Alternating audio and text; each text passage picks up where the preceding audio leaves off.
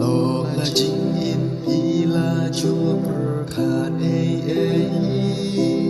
bù nô ban yên chính yên hóc tiếp riêng thêm lấy là chính yên chúa của nó đang là bờ thấy chính yên u riêng lòng chính yên và lòng lẽ nó hàng ngô ca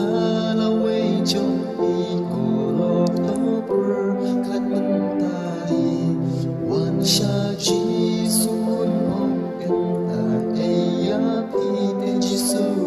bong ngam bang ga len ti bật ga chi si sha bật ga chi linh de